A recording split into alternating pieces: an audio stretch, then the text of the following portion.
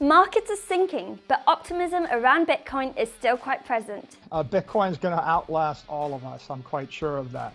Michael Saylor is the CEO of Microstrategy, the company that holds the most amount of Bitcoin worldwide.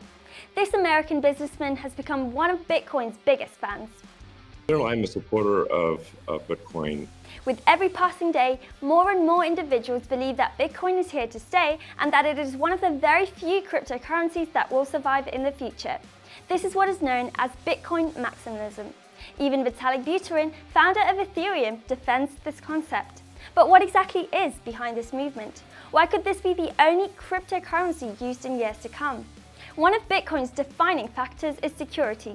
While it isn't the blockchain that processes transactions the quickest, given others such as Solana and Ethereum lead the race in this regard, Bitcoin is certainly the most secure. This cryptocurrency is designed to be slower but more robust. Its script programming language, which is an incomplete turning language and so to speak less complex than others, makes hackers less likely to jeopardize the code, which is why, despite being the oldest blockchain, remains in the top ranks due to its solidity. Additionally, Bitcoin is one of the most decentralized blockchains, and there are over 15,000 nodes that carry out the chain's transactions worldwide. This also guarantees a high level of security, although it is true that over time, mining has become more and more centralized in so-called mining pools.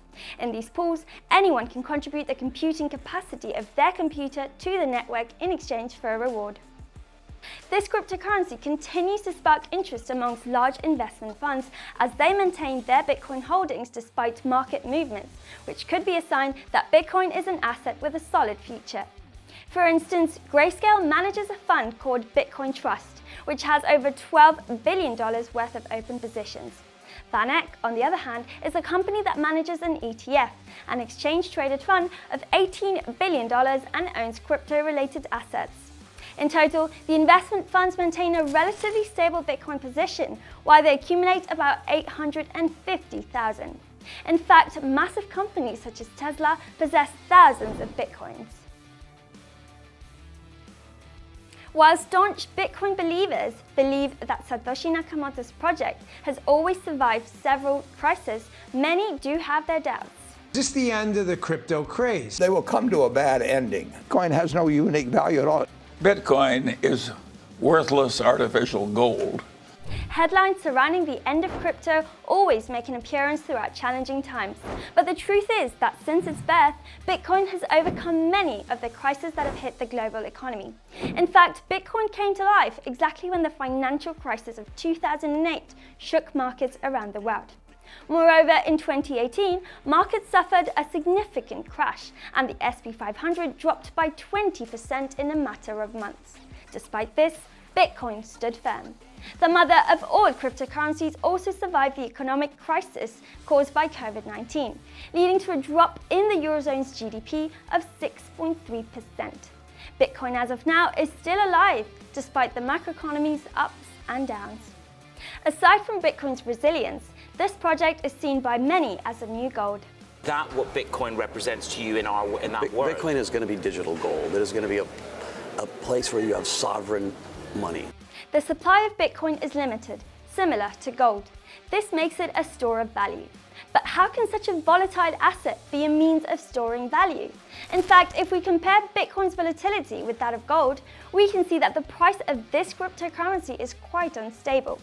Bitcoin maximalists argue that the demand for Bitcoin will increase over time, and that in addition to this cryptocurrency supply limit could cause the price to stabilize, which is why it could be used, similar to gold, as a store of value asset. Skeptics, however, believe that this will never occur, given Bitcoin does not have an intrinsic value, something that gold does, due to its physical and tangible properties. On the flip side, those in favor of Bitcoin argue that this asset, unlike gold, is much more efficient as it does not require as many intermediaries, such as transporters or refining companies. And something worth highlighting is that the president of Uganda recently announced that the giant gold mines have been discovered in the territory. If certain, this could impact the price of gold. It seems like Bitcoin will continue to dominate the cryptocurrency ecosystem, and if its use continues to increase, it could become the new digital gold. A new gold that for some will mean a safe and stable store of value. At the moment, the circumstances are not in favour of its stability, but Bitcoin maximalists remain optimistic and believe that hereafter it will not only be a stable asset, but also a popular means of payment. What about you? Do you think Michael Saylor is right and Bitcoin has a great future ahead? Will it manage to become the next digital gold? Let us know below.